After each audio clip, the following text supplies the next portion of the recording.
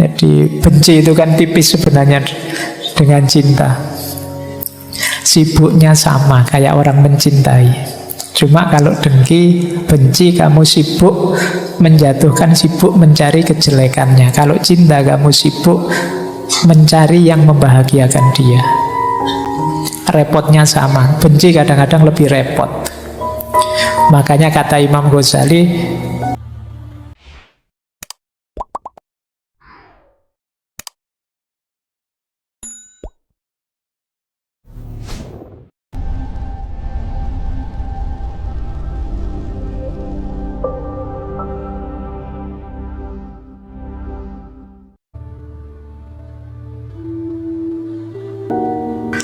Assalamualaikum warahmatullahi wabarakatuh. Baik, kita lanjutkan ya. Saya tidak tahu kamu kerasan apa tidak tema kayak gini. Jangan-jangan kamu sudah panas ini. Kalau ketemu tema-tema suruh tobat, suruh waduh Pak, ini tobat saya Pak. Terus, nah ini menarik. Saya ambil dari Syekh Abdul Qadir Jailani, dari kitab beliau Hunyah, Al-Hunyah fi Litolibil Haqqi Azza wa Jalla. Indikator kalau kita tobat diterima atau tidak. Nah ini Syekh Abdul Qadir Jailani punya teori menarik. Kita kan tidak tahu tobat kita diterima atau tidak, tapi kelihatan dari implikasinya dalam diri kita. Saya yakin teman-teman yang rajin wirid, zikir itu tiap hari tobat lewat istighfar kita. Tapi coba dicek, kalau pakai teorinya Syekh Abdul Qadir Jailani ini, indikator istighfarmu, tobatmu diterima apa? Yang pertama, lisan kita terkendali dari yang tidak manfaat, ghibah, mencela, dusta. Zamannya beliau mungkin belum ada medsos, jadi tak tambahi lisan dan jempol kita terkendali. Jadi kita sangat hati-hati kalau ingin bicara atau kalau ingin posting sesuatu yang bersinggungan dengan orang lain. Kita ngomong yang manfaat-manfaat atau yang hibah-hibah atau yang mencela atau yang dusta. Kalau masih bertaburan ketidakmanfaatan, hibah, mencela, dusta, tobat kita sebenarnya belum tuntas. Lah itu kan sudah dosa lagi itu namanya. Berarti tobat kita belum sukses. Ya seperti tadi, kita itu sering memberikan pembenaran-pembenaran terhadap dosa kita. Ghibah kita beri nama lain, ini kan demi kebenaran Pak. Karena ghibah itu memang sesuatu yang benar, tapi sesuatu yang benar yang tidak disukai oleh orang yang bersangkutan. Nah terus kita sebarkan kemana-mana. Ini namanya ghibah. Ini penghalang kita dari Allah. Jadi kalau masih banyak ininya, yang tidak manfaat, yang hibah, yang mencela orang, merendahkan orang, menjatuhkan nama baik orang, mencaci maki orang, mendustai orang, tobat kita masih belum tuntas, masih belum diterima. Lupa tapi yang sana maki-maki dulu Pak. Iya, yang sana tobatnya tidak diterima. Kalau kamu balas maki-maki, kamu juga berarti. Kita sering tidak sadar ini. Yang kedua, tobat yang sukses itu melenyapkan rasa dengki dan permusuhan terhadap apapun, terhadap siapapun. Orang yang bertobat itu batinnya bersih.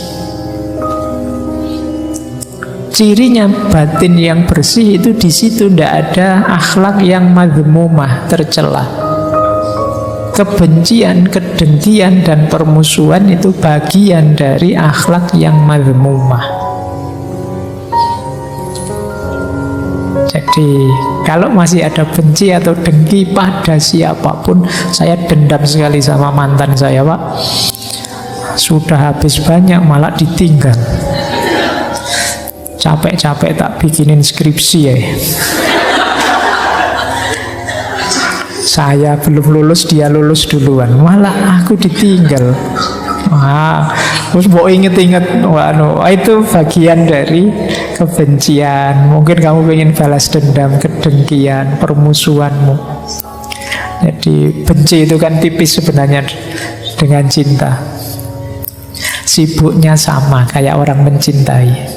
Cuma kalau dengki, benci, kamu sibuk menjatuhkan, sibuk mencari kejelekannya. Kalau cinta, kamu sibuk mencari yang membahagiakan dia.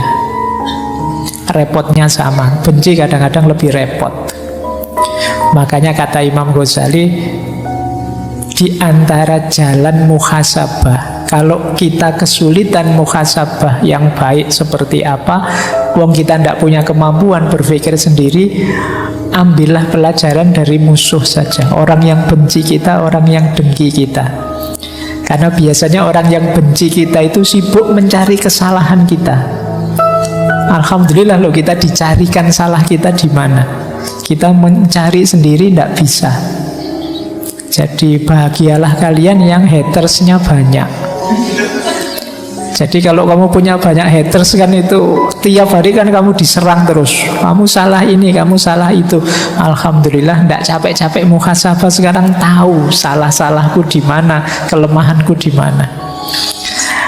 Oke, jadi manfaatkan itu ya. Kamu kadang-kadang stres sendiri gara-gara haters. Yo lumayan kamu dapat. Tidak usah bayari orang untuk bantu kamu. Dia sudah mencarikanmu salahmu di mana, kurangmu di mana. Yang ketiga, ini menarik kata beliau, Syekh Abdul Qadir Jailani.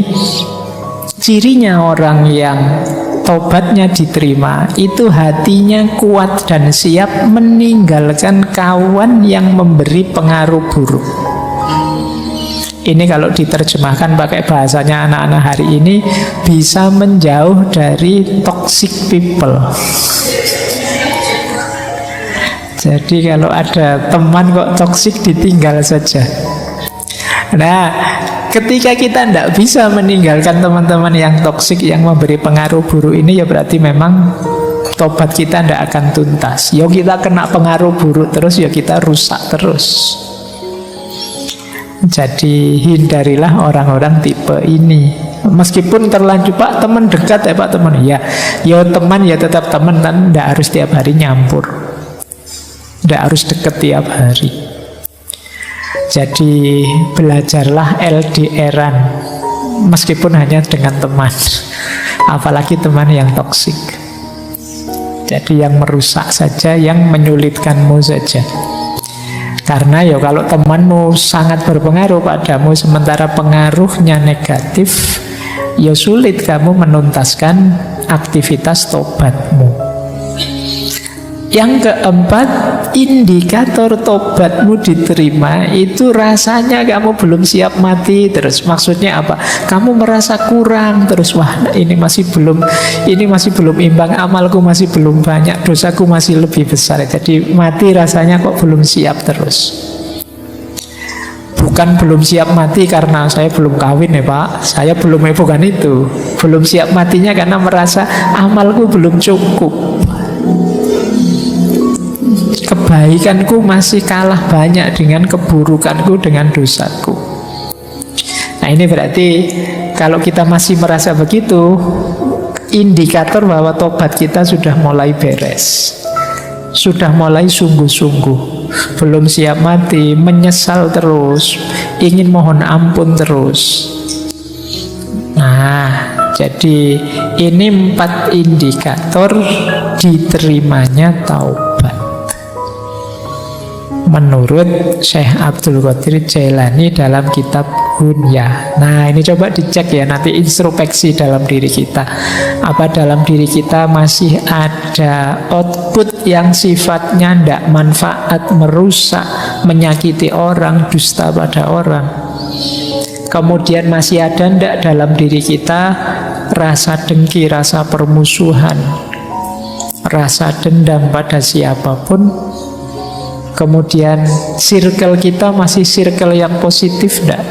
Atau jangan-jangan isinya orang toksik semua? Atau jangan-jangan kita lah si toksik itu? lebih parah lagi. Jadi kalau besok kok tiba-tiba temanmu menghindar semua, jangan-jangan yang toksik itu aku. Tobatmu harus lebih serius berarti. Nah, yang keempat, ayo coba dikalkulasi, kamu siap enggak kalau saat ini juga kamu dipanggil oleh Allah? Apa dosamu sudah bersih? Apa amalmu sudah imbang untuk mengimbangi dosa dan maksiatmu? Oke, untuk malam hari ini saya cukupkan sekian dulu.